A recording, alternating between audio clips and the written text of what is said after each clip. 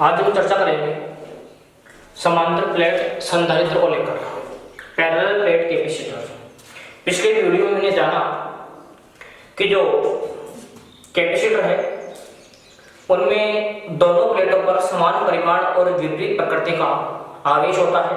कुल मिलाकर कैपेसिटर पर टोटल चार्ज हमेशा शून्य होता है, क्योंकि एक प्लेट पर जितना धनात्मक आवेश दूसरी प्लेट पर उतना ही ऋणात्मक आवेश होता है।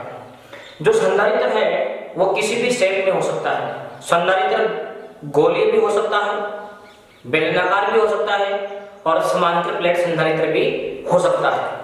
आकृति संधारित्र की किसी भी प्रकार की हो सकती है। यहां हम चर्चा करने वाले हैं समांतर प्लेट संधारित्र। तो देखिए, नाम से ही पता चल रहा है समांतर प्लेट संधारित्र मतलब दो प्लेटें होंगी, उनको हम समांतर रखेंगे। लेकिन खास बात क्या होगी, उन प्लेटों का जो क्षेत्रफल है, दोनों प्लेटों का एरिया समान लेना है। प्लेटें एक दूसरे के समांतर रखनी है। एक पे प्लस क्यू चार्ज तो दूसरे पे माइनस क्यू चार्ज। मतलब यदि समान ज्यामिति, देखिए समान ज्यामिति व समान क्षेत्रफल की दो धातु की प्लेटें एक दूसरे के समांतर रखी हो, जैसा कि हमने डायग्राम में रख रखी है। दो प्लेटें हैं, इन दोनों का एरिया सेम, इसका भी एरिया ए तो इसका भी एरिया ए। दो प्लेटें, दोनों का क्षेत्रफल समान, मतलब समान ज्यामिति व समान क्षेत्रफल की दो धातु की प्लेटें एक दूसरे के समांतर रखी हो तथा उन पर समान परिमाण व विपरीत प्रकृति का आवेश हो। मतलब एक प्लेट पर प्लस क्यू चार्ज हो तो दूसरी प्लेट पर माइनस क्यू चार्ज हो, तो इस प्रकार की जो व्यवस्था है इसको हम कहते हैं समांतर प्लेट संधारित्र। हमने विद्युत क्षेत्र रेखाएं पढ़ी थी और विद्युत क्षेत्र रेखाओं में हमने जाना था कि विद्युत क्षेत्र रेखाएं हमेशा धन आवेश से बाहर की ओर ट्रेवल करती हैं। तो इसके ऊपर प्लस क्यू चार्ज था, इसके ऊपर माइनस क्यू चार्ज है, तो ऑब्वियस है कि ये पॉजिटिव प्लेट है, इसे विद्युत क्षेत्र रेखाएं बाहर की ओर निकलेगी। ये जो समांतर प्लेट संधारित्र है, इसकी प्लेटों के मध्य विद्युत क्षेत्र जो है वो एक समान विद्युत क्षेत्र होता है। समांतर प्लेट संधारित्र की प्लेटों के मध्य समरूप विद्युत क्षेत्र उत्पन्न होता है। लेकिन यहाँ ये जो इसके तीक्ष्ण किनारे हैं, ये जो कैपेसिटर के तीक्ष्ण किनारे हैं, यहाँ पृष्ठ आवेश घनत्व ज्यादा होता है। भाई ये हमारे पास समांतर प्लेट संधारित्र है, एक समांतर प्लेट है, हमारे पास एक आयताकार प्लेट है ये। तो इस आयताकार प्लेट में किस प्रकार का आवेश वितरण होगा, तो इस प्लेट की कुछ लंबाई भी है, इस प्लेट की कुछ चौड़ाई भी है। प्लेट में कुछ लंबाई भी है, प्लेट की कुछ चौड़ाई भी है, तो आवेश यहाँ लंबाई और चौड़ाई दोनों के अंदर बटेगा। और आवेश जहाँ लंबाई और चौड़ाई दोनों में अगर बटेगा तो वहां हमारे पास पृष्ठीय आवेश वितरण होता है। तो पृष्ठीय आवेश वितरण जो है उसको डिफाइन किया जाता है सिग्मा से। तो मैं कहूंगा कि दोनों प्लेटों पर पृष्ठ आवेश घनत्व है, दोनों प्लेटों पर पृष्ठ आवेश घनत्व है।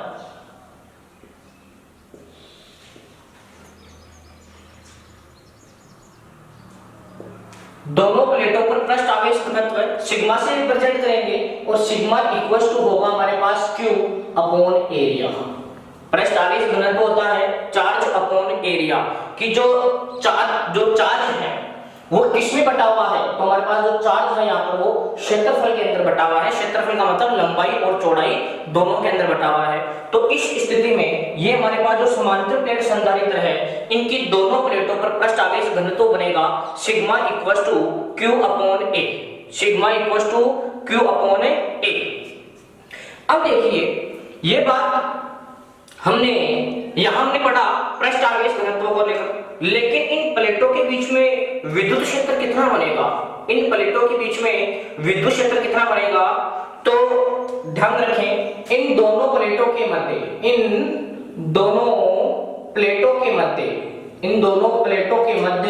उत्पन्न विद्युत क्षेत्र, तो विद्युत क्षेत्र देखिए वो हमारे पास बनेगा E equal to sigma upon epsilon naught. Capacitor की दोनों प्लेटों के मध्य जो विद्युत क्षेत्र है वो बनेगा E equal to sigma upon epsilon naught. तो सिग्मा हमने लिखा ऊपर की सिग्मा, तो क्या है हमारे पास, सिग्मा हमारे पास है पृष्ठ आवेश घनत्व है, सिग्मा है पृष्ठ आवेश घनत्व है, और एप्सिलॉन नॉट हम पहले भी चर्चा कर चुके हैं, यह है निर्वात की विद्युतशीलता, और एप्सिलॉन नॉट की वैल्यू होती है 8.85 गुणा 10 की घात -12 कूलम्ब स्क्वायर बटा न्यूटन इंटू मीटर स्क्वायर। ठीक है, ये बात हुई विद्युत क्षेत्र की। इस विद्युत क्षेत्र के कारण इन प्लेटों के बीच में जो विभवांतर होगा, इन दोनों प्लेटों के मध्य, इन दोनों प्लेटों के मध्य जो विभवांतर बनेगा, उस विभवांतर की वैल्यू क्या होगी, तो विभवांतर V इक्वल टू बनेगा हमारे पास ED। ये विद्युत क्षेत्र और विद्युत विभव में संबंध होता है, V इक्वल टू ED। देखिए मैं क्या करता हूं कि मैं जो ABCD में जो A आता है उसको सबसे छोटा मान के चलता हूं, फिर B को उससे बड़ा, C को उससे बड़ा, इस तरीके से मान के चलता हूं, मतलब Z को सबसे बड़ा मानता हूं मैं। तो ये संबंध आपको ध्यान रखना है विद्युत विभव और विद्युत क्षेत्र में। भाई V है, इन ED और V, इन तीनों में सबसे बड़ा कौन, जैसा मैं बता रहा हूं उस हिसाब से इन तीनों में सबसे बड़ा कौन, तो तीनों में सबसे बड़ा हमारे पास V। और बड़ी चीज कब निकल के आती है, जब हम किन्हीं दो संख्याओं को गुणा करते हैं। तो यहां हमारे पास बना V इक्वल टू ED, ये रिलेशन आपको ध्यान रखना है। अब देखिए V इक्वल टू E की जगह लिख देता हूं मैं sigma upon epsilon not into हमारे पास बना D। E की जगह मैंने E की वैल्यू पुट की सिग्मा बटा एप्सिलॉन नॉट और D एज इट इज। अब देखिए सिग्मा की परिभाषा क्या है, इसको मैं इक्वेशन नंबर फर्स्ट बोल देता हूं, इसको बोल दिया मैंने इक्वेशन नंबर है, इसको इक्वेशन नंबर सेकंड, इसी को कह दो ये इक्वेशन नंबर सेकंड। अब मैं समीकरण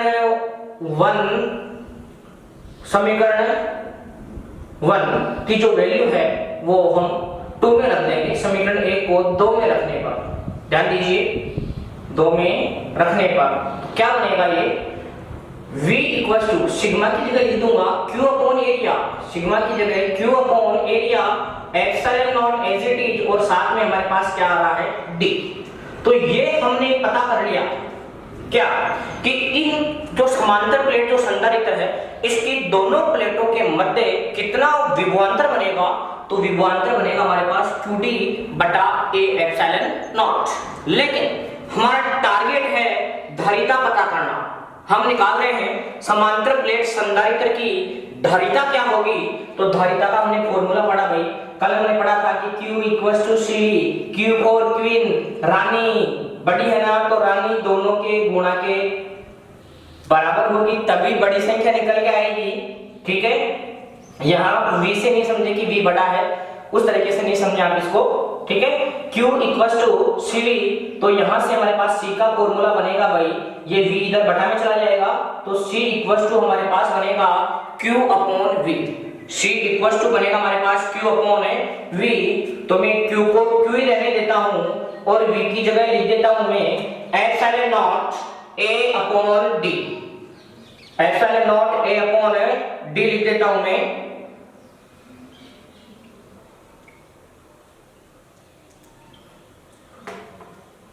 C equal to Q upon V, Q को Q और V की जगह ये V की वैल्यू रख दीजिए आप, ये रही V की वैल्यू, तो V की वैल्यू क्या हमारे पास QD और बटा में क्या है A एप्सिलॉन नॉट। तो देखिए ये जो A एप्सिलॉन नॉट है ये हमारे पास यहाँ ऊपर चला जाएगा, तो क्या बना C इक्वल टू यहाँ देखिए Q से की कैंसिल है, ये बटा के बटा में है, तो ये बन जाएगा हमारे पास epsilon naught A upon D। C equal to epsilon naught A upon D। तो यहां देखिए आप, ये हमारे पास निकल के आई समांतर प्लेट संधारित्र की धारिता का formula C equal to epsilon naught A upon D, जहां एप्सिलॉन नॉट है निर्वात की विद्युतशीलता, A है समांतर प्लेट संधारित्र की प्लेटों का क्षेत्रफल और स्मॉल d है दोनों प्लेटों के बीच की दूरी।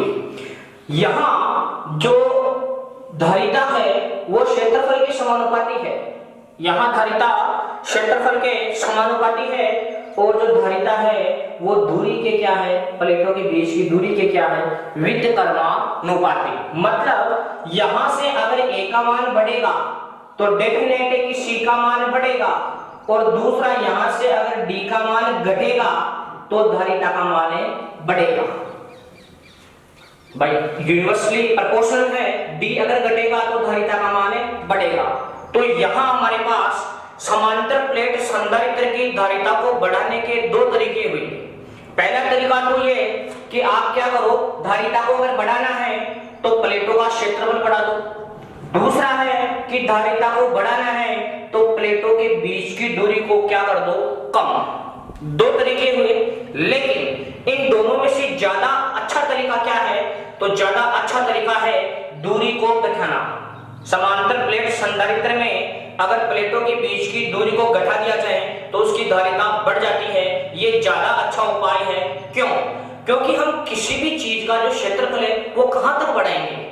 हम अगर ज्यादा क्षेत्रफल बढ़ा देंगे तो उसका आकार काफी ज्यादा हो जाएगा, वो काफी एरिया कवर करेगा, तो ये तो एक फायदे वाली बात नहीं है। तो समांतर प्लेट संधारित्र की धारिता को बढ़ाने के दो तरीके हुए। पहला कि हम क्षेत्रफल बढ़ा दें और दूसरा हम दूरी को घटा दें। तो मैंने बताया कि ज्यादा अच्छा क्या है, ज्यादा अच्छा है कि हम दूरी को क्या कर दें, कम कर दें। एक और बात, ये तो बात हुई कि जब समांतर प्लेट संधारित्र की प्लेटों के बीच में निर्वात हो या हवा हो, मतलब इन प्लेटों के बीच में मैंने कोई माध्यम नहीं लिया है, इन प्लेटों के बीच में हवा हो, तो समांतर प्लेट संधारित्र की धारिता का formula epsilon not a upon D से दिया जाता है। दूसरा, यदि इन प्लेटों के बीच में अगर मैं कोई माध्यम रख देता हूं, भाई अभी तो जो चार्ज था वो केवल इस प्लेट के ऊपर और इस प्लेट के ऊपर ही स्टोर हो सकता था, इसके बीच में हवा थी तो आवेश हवा में थोड़ी ठहर सकता था, आवेश हवा में नहीं ठहर सकता था। लेकिन अब इसकी पूरी प्लेटों के बीच में अगर मैं कोई डाइलेक्ट्रिक मटेरियल भर दूं, कोई प्राविद्युत पदार्थ भर दूं, यदि समांतर प्लेट संधारित्र की प्लेटों के मध्य यदि मैं कोई प्राविद्युत पदार्थ भर देता हूं, अब यहां प्राविद्युत पदार्थ भरूंगा तो इस पदार्थ के ऊपर आवेश आकर रह सकता है कि नहीं रह सकता, इस पदार्थ के ऊपर आवेश टिक सकता है, आवेश धारण करने की क्षमता इसकी बढ़ जाएगी। तो यदि समांतर प्लेट संधारित्र की प्लेटों के मध्य यदि प्राविद्युत पदार्थ भर दिया जाए तो समांतर प्लेट संधारित्र की जो धारिता है वो बढ़ जाती है। तो माध्य में फिर धारिता का फॉर्मूला क्या बनेगा, माध्य में धारिता का फॉर्मूला बनेगा, इसको एप्सिलॉन आर से गुणा हम और कर देंगे। भाई बढ़ाएंगे तो डेफिनेट है कि हम इसको क्या करेंगे, इसको गुणा करेंगे। तो माध्य में धारिता निकालने के लिए हम क्या करेंगे, ये जो फॉर्मूला आया सी निर्वात के अंदर जो फॉर्मूला आया, इस निर्वात वाले फॉर्मूले को हम एप्सिलॉन आर से मल्टीप्लाई और कर देंगे। ठीक है, तो यहां देखिए सी एम, एम का मतलब मीडियम, माध्यम equals to epsilon r dot C निर्वात। तो अगर हम बात करें तो माध्यम रखने पर माध्यम में धारिता निकालने के लिए जो निर्वात की धारिता है उसको हम किससे गुणा करेंगे, एप्सिलॉन आर से गुणा करेंगे। किससे मल्टीप्लाई करेंगे, हमें एप्सिलॉन आर से मल्टीप्लाई करेंगे, और मल्टीप्लाई करेंगे तो डेफिनेट है कि बड़ा मान निकल के आएगा। तो यदि समांतर प्लेट संधारित्र की प्लेटों के मध्य यदि कोई प्राविद्युत पदार्थ जैसे रबर वगैरह है, मोम वगैरह है, ऐसा कोई अगर पदार्थ भर दिया जाता है तो समांतर प्लेट संधारित्र की जो धारिता है वो उसके प्राविद्युतांक गुणा बढ़ जाती है, एप्सिलॉन आर गुणा बढ़ जाती है। तो समांतर प्लेट संधारित्र की धारिता किन किन कारकों पर डिपेंड करी, फर्स्ट तो ये कि वो डिपेंड करी प्लेटों के क्षेत्रफल पर, प्लेटों के बीच की दूरी पर और प्लेटों के मध्य भरे गए माध्यम पर, प्लेटों के मध्य भरे गए माध्यम पर। लेकिन क्षेत्रफल और दूरी में ज्यादा अच्छा उपाय क्या है धारिता को बढ़ाने का, तो हम कहेंगे कि प्लेटों के मध्य की दूरी को घटाना ज्यादा उपयुक्त उपाय है, क्योंकि हम क्षेत्रफल बढ़ाएंगे तो समांतर प्लेट जो संधारित्र है उसका आकार काफी ज्यादा हो जाएगा। अब देखिए यहां हमने पढ़ा कि समांतर प्लेट संधारित्र की प्लेटों के मध्य समरूप विद्युत क्षेत्र होता है। तो फिर हम बात करें यहाँ पर कि सर फिर आपने ये जो देखा है ये कुछ वक्र टाइप में क्यों बनाई, इसको आपने यहाँ समरूप क्यों नहीं बनाया। तो समांतर प्लेट जो क्षेत्रफल है उसकी तीक्ष्ण जो किनारे हैं, जो इसकी जो तीखी जो किनारे हैं, उन तीक्ष्ण किनारों का क्षेत्रफल कम होता है। भाई किनारा तीखा है इसका मतलब थोड़ा भाग्य आया उसका, तो वहां एरिया घट जाता है, समांतर प्लेट संधारित्र की जो प्लेटें होती है वो ऊपरी भागों पर क्या कुछ तीखी होती है, कुछ नुकीली होती है। इस टाइप से यहाँ कुछ नुकीली होती है, तो वहां नुकीली प्लेटों का क्षेत्रफल कम होता है। क्षेत्रफल कम होता है तो वहां हमारे पास पृष्ठ आवेश घनत्व का मान बढ़ जाता है। क्षेत्रफल कम हुआ तो पृष्ठ आवेश घनत्व का मान हमारे पास बढ़ जाता है। तो पृष्ठ आवेश घनत्व बढ़ जाने से हमारे पास वहां थोड़ा विद्युत क्षेत्र थोड़ा प्रबल उत्पन्न होता है, विद्युत क्षेत्र थोड़ा अधिक उत्पन्न होता है। जितना अंदर है उससे कुछ ज्यादा मात्रा में विद्युत क्षेत्र उत्पन्न होता है। तो यहाँ विद्युत क्षेत्र जो रेखा है ये समांतर ना रहकर कुछ वक्रीय प्रकृति की हो जाती है। इस घटना को हम कहते हैं उपांत प्रभाव। क्या कहेंगे हम? इस घटना को हम कहेंगे उपांत प्रभाव। तो एक बार आप इसको नोट कीजिए, फिर हम चर्चा करते हैं उपांत प्रभाव को लेकर।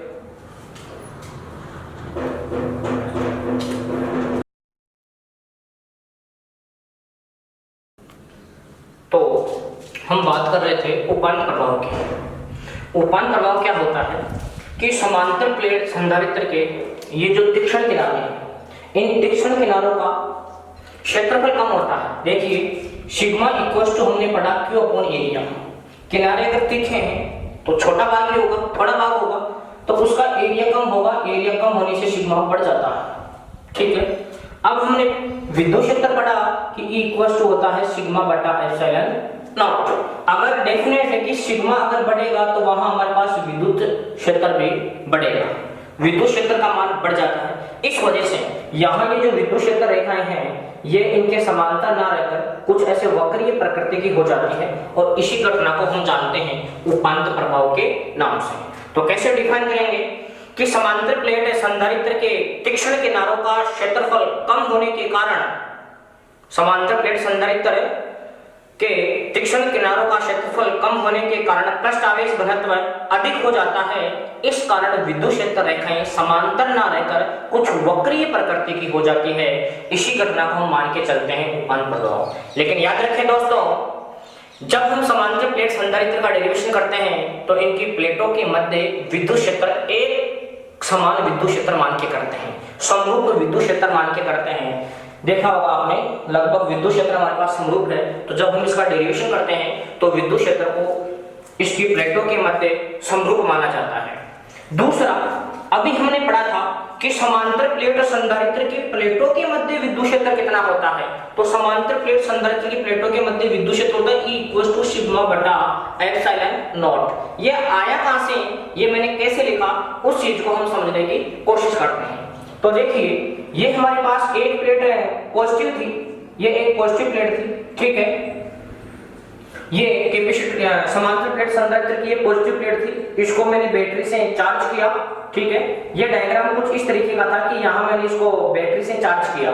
ठीक है, यहाँ मैंने बैटरी जोड़ी, तो केवल इस एक ही प्लेट को, ये जो एक प्लेट थी इसको मैंने जोड़ के चार्ज किया, तो इसके ऊपर है पॉजिटिव चार्ज। ठीक है, जब इसके पास मैं दूसरी प्लेट लेके आता हूं तो प्रेरण की क्रिया होगी, प्रेरण की क्रिया की वजह से इसके ऊपर तो आ जाएगा नेगेटिव चार्ज और बाहर वाले के ऊपर आ जाएगा पॉजिटिव चार्ज। और जैसे मैं इसकी अर्थिंग करता हूं तो इसका पॉजिटिव चार्ज पूरा का पूरा पृथ्वी के अंदर चला जाएगा और इसके ऊपर केवल क्या शेष रह जाएगा, ऋण आवेश, जैसा कि हम पहले भी कैपेसिटर के अंदर ये पढ़ चुके हैं। बात करते हैं कि प्लेटों के अंदर कितना विद्युत क्षेत्र रहेगा। तो एक मैंने ली पॉजिटिव प्लेट, ठीक है, और दूसरी हमारे पास थी नेगेटिव प्लेट। इनके बीच में हमें यहाँ विद्युत क्षेत्र पता करना है। कोई पॉइंट है हमारे पास P, इस P पॉइंट पर कितना विद्युत क्षेत्र होगा, क्योंकि जो विद्युत क्षेत्र पॉइंट P पर होगा वो हर जगह विद्युत क्षेत्र इसमें एक समान है, तो हर पॉइंट पर विद्युत क्षेत्र हमारे लिए सेम रहेगा। तो देखिए एक बात ध्यान रखिए, धनावेश के कारण विद्युत क्षेत्र की दिशा उस बिंदु की ओर होती है जहां हमें विद्युत क्षेत्र पता करना है।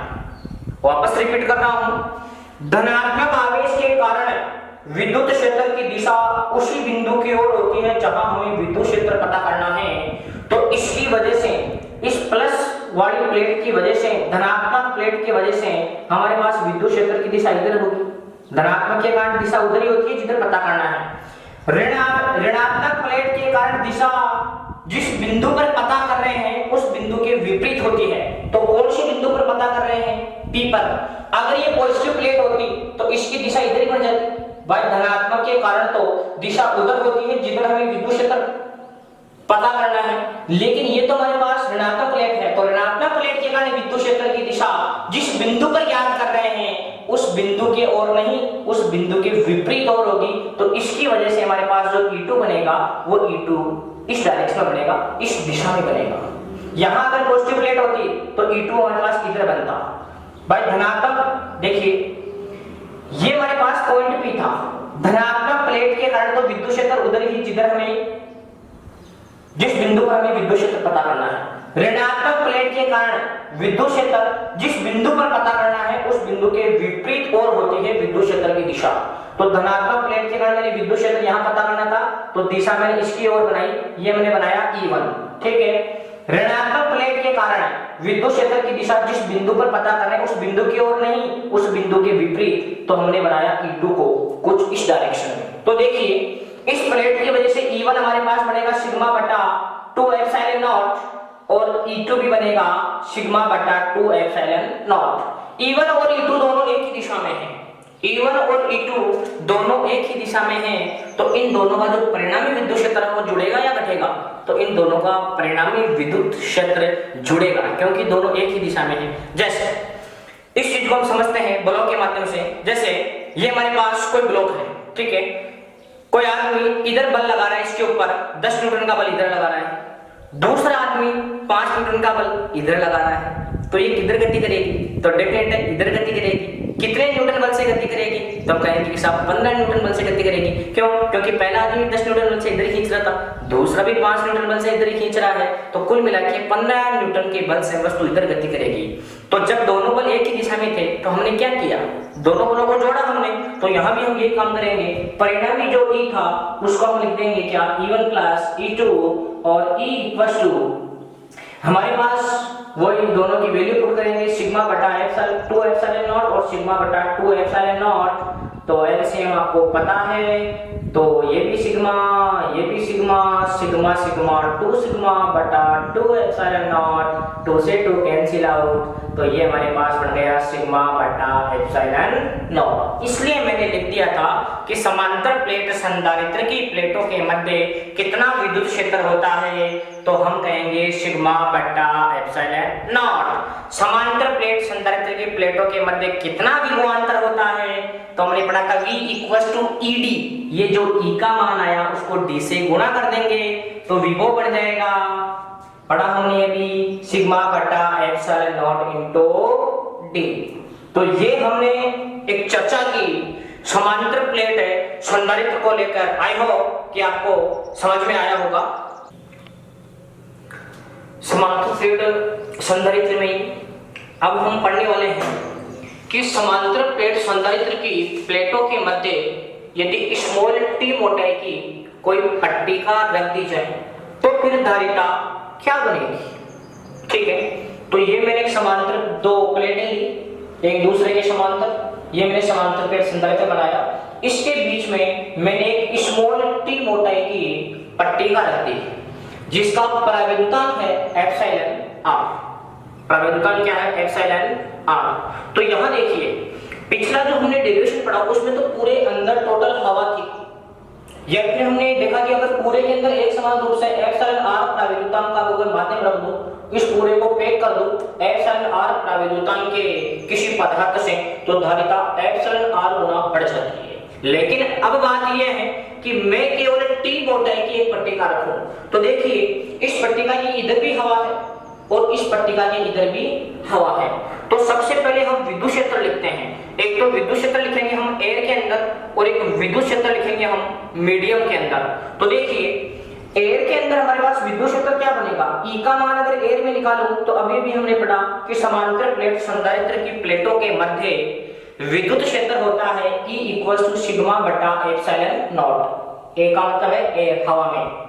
अगर मैं E निकालूं माध्यम में तो माध्यम में बनता है सिग्मा बटा एप्सिलॉन नॉट और एप्सिलॉन r। जैसा कि हम पिछले वीडियो में चर्चा कर चुके हैं कि माध्यम रखने पर विद्युत बल भी घटता है, विद्युत क्षेत्र भी घटता है, विद्युत विभव भी घटता है, और घटाने के लिए हमेशा जो प्राविद्युत पदार्थ बना उसके प्राविद्युतांक का भाग दिया जाएगा, तो माध्यम में विद्युत क्षेत्र बनेगा E = सिग्मा बटा एप्सिलॉन नॉट एप्सिलॉन r। अब हम बात करते हैं इन प्लेटों के मध्य विभवांतर कितना होगा। ये तो हवा में हमने विद्युत क्षेत्र मालूम किया, ये हमने मीडियम में विद्युत क्षेत्र मालूम किया। अब हम बात करेंगे इन दोनों प्लेटों के मध्य विभवांतर की। देखिए दोनों प्लेटों के मध्य विभवांतर, दोनों प्लेटों के मध्य क्या निकाल रहे हैं हम, विभवांतर। देखिए भाई क्या बनेगा, V = अभी हमने पढ़ा ED, V बराबर E इंटू डी, V बराबर E इंटू डी।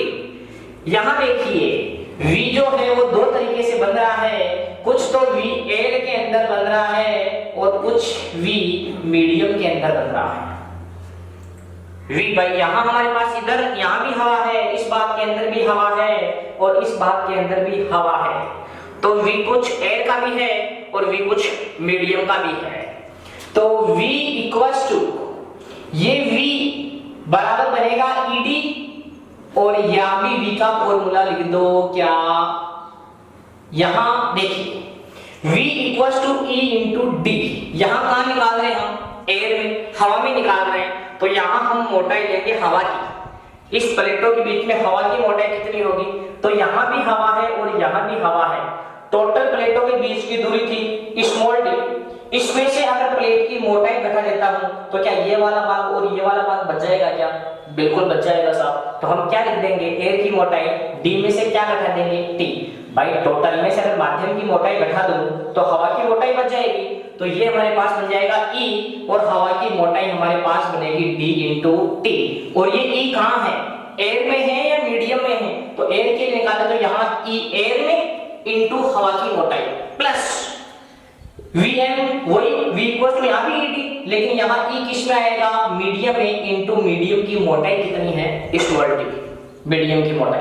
ठीक है, अब देखिए EA का मान हमने कितना लिखा, ये रहा हमारे पास सिग्मा बटा एप्सिलॉन नॉट।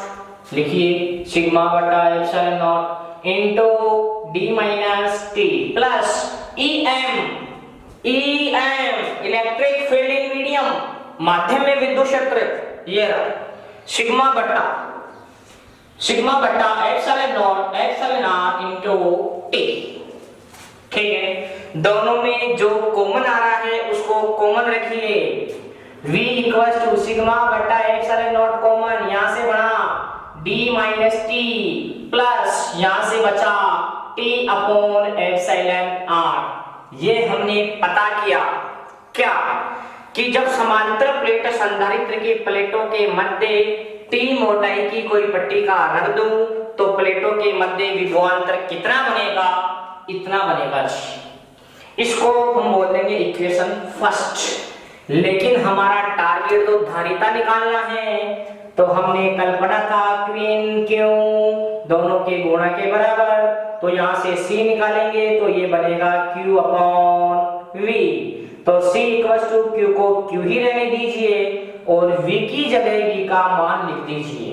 V का मान कितना हमारे पास, सिग्मा बटा epsilon not d minus T plus t upon epsilon r। ठीक है, यहां एक काम और कर लीजिए, ये जो सिग्मा है इसको परिभाषित कर दीजिए, क्योंकि हम पहले भी पढ़ चुके हैं कि सिग्मा = होता है Q अपॉन एरिया। सिग्मा हमारे पास क्या बनता है, सिग्मा बनता है Q अपॉन एरिया। तो यहां मैं क्या करूंगा, सिग्मा को रिप्लेस कर दूंगा Q अपॉन एरिया से। तो देखिए क्या बनेगा, ये C = यहाँ Q अपॉन सिग्मा की जगह Q अपॉन एरिया, तो ये बन जाएगा Q upon area epsilon naught है बटा में, और बाकी को एज इट इज कि d minus T plus t upon epsilon r। Q से Q कैंसिल आउट है, ये हमारे पास ऊपर चला जाएगा, तो C = बना epsilon naught a upon d minus T plus t upon epsilon R। तो याद रखेंगे, यदि किसी समांतर प्लेट संधारित्र की प्लेटों के मध्य यदि कोई प्राविद्युत पदार्थ भर दिया जाए तो उसकी धारिता का व्यंजक क्या बनेगा? C = ε0 A upon D minus T plus T upon εr। यहाँ εr क्या है? भरे गए माध्यम का प्राविद्युतांक।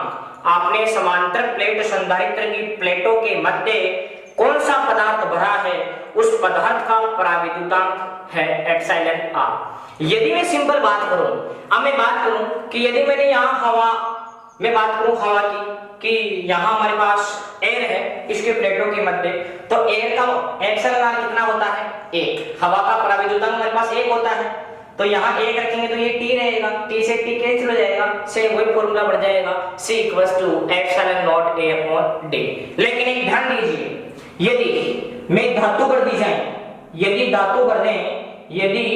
धातु भर दी जाए तो आपको पता है कि धातुओं का प्राविद्युतांक कितना होता है? अनंत। धातुओं या सुचालकों का प्राविद्युतांक कितना होता है? अनंत। तो यहाँ εr की जगह अगर मैं अनंत लिखता हूं तो ये हमारे पास बन जाएगा T अपॉन अनंत। और किसी के भी बटा में अनंत हो उसकी वैल्यू हमेशा 0 होती है।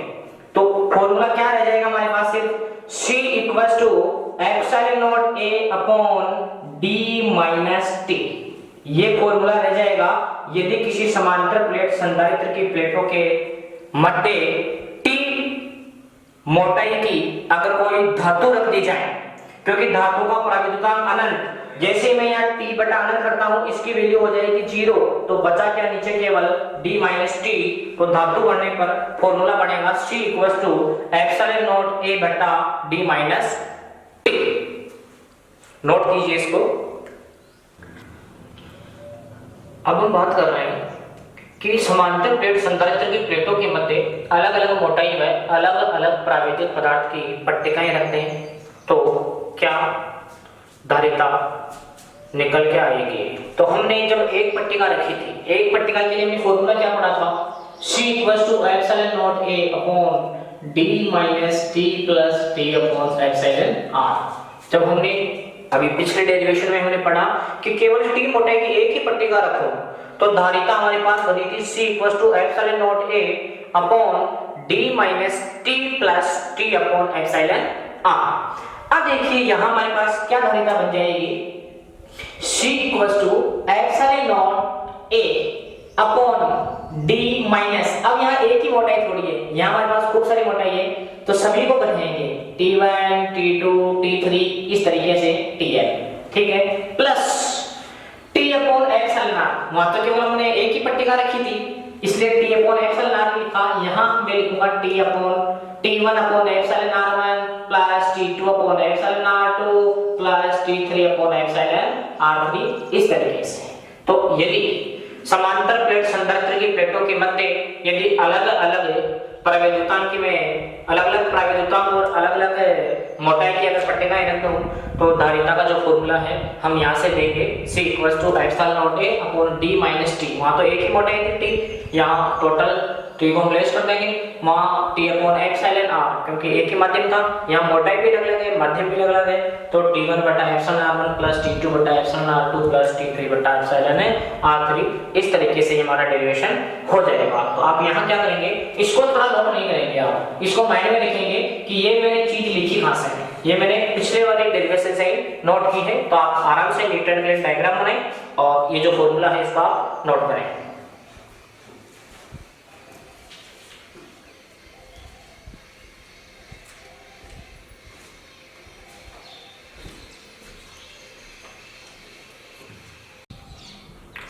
तो ये एक क्वेश्चन नोट कीजिए, समांतर प्लेट संधारित्र पर आधारित क्वेश्चन नोट कीजिए। क्वेश्चन लिखा है कि एक समांतर प्लेट संधारित्र की प्लेटों के मध्य हवा होने पर धारिता 6 माइक्रोफैराड है। यदि प्लेटों के मध्य D/3 मोटाई की तथा 4 प्राविद्युतांक की पट्टिका रख दें तो धारिता कितनी हो जाएगी? तो देखिए न्यूमेरिकल करना बहुत ही आसान है। सबसे पहले हमें जो डाटा क्वेश्चन में दे रखा है उस डाटा को आप छांट के लिखिए। तो देखिए हमें दे रखा है हवा होने पर, मतलब जो धारिता है हवा में या निर्वात में धारिता हमें दे रखी है 6 माइक्रो फैराड। ठीक, हमें इसकी मोटाई दे रखी है d/3, मोटाई t की वैल्यू दे रखी है हमें d/3 और परावैद्युतांक कितना दे रखा है हमें 4, एप्सिलॉन r की वैल्यू दे रखी है हमें 4। मतलब समांतर प्लेट संधारित्र है, उसके मध्य कुछ मोटाई की पट्टिका रख रहा है। तो हमने फॉर्मूला पढ़ा है कि C पट्टिका रखने पर, C मतलब इसको रख देता हूं माध्यम, पट्टिका रखने मतलब माध्यम हो गया। और हमने फॉर्मूला पढ़ा था epsilon naught A upon d minus t plus t upon epsilon r। C equals to epsilon naught A upon d minus t plus t upon epsilon r। तो Cm equals to epsilon naught A upon d को d रहने दीजिए minus t की value हमारे पास, t की value है d/3 plus यहाँ पे d की value d/3 into epsilon r की वैल्यू हमारे पास है 4, तो 3 इंटू 4। तो इसको सरल करेंगे Cm इक्वल टू ऊपर तो एप्सिलॉन नॉट A अपॉन, इनको सोल्व कर लेंगे थोड़ा, d माइनस d/3 प्लस ये बन गया d/12। तो Cm equals to epsilon naught A upon, इसका हम एलसीएम लेंगे तो एलसीएम इसका 12 हो जाएगा। तो ये तो बन गया 12d माइनस का 4d और ये बन गया प्लस का d, 12d माइनस का 4d प्लस का d, 12 हमारे पास ऊपर चला जाएगा। तो Cm equals to epsilon naught A upon 12 ऊपर चला जाएगा, तो 12 को यहाँ लिख दीजिए आप, 12 एप्सिलॉन नॉट A अपॉन, देखिए 12 प्लस का है और d प्लस का, तो 13 में से हम 4 लेस कर देंगे, तो 13 में से हमारे पास 4 गए तो 9 बचेंगे, 9d 3 से काट लो, 3 से 3 बार ये गया, 3 से 4 बार। तो Cm इक्वल्स टू आया 4/3 और ये हमारे पास बन गया epsilon naught A upon d, epsilon naught A upon d। आपको ध्यान हो epsilon naught A upon d किसका फॉर्मूला होता है? ये हवा में धारिता का फॉर्मूला होता है। हवा में धारिता हमें दे रखी है, इसका ही फॉर्मूला होता है epsilon naught A upon d। समांतर प्लेट संधारित्र का हवा या निर्वात में फॉर्मूला होता है epsilon naught A upon d और इसकी वैल्यू हमें दे रखी है 6 माइक्रो फैराड। तो Cm इक्वल्स टू ये बन गया 4/3 इंटू 6 माइक्रो फैराड, तो यहाँ से 2 बार कट जाएगा, 4 को 2 से मल्टीप्लाई करेंगे तो Cm माध्यम के अंदर धारिता बन जाएगी अब 8 माइक्रो फैराड। नोट कीजिए इसको।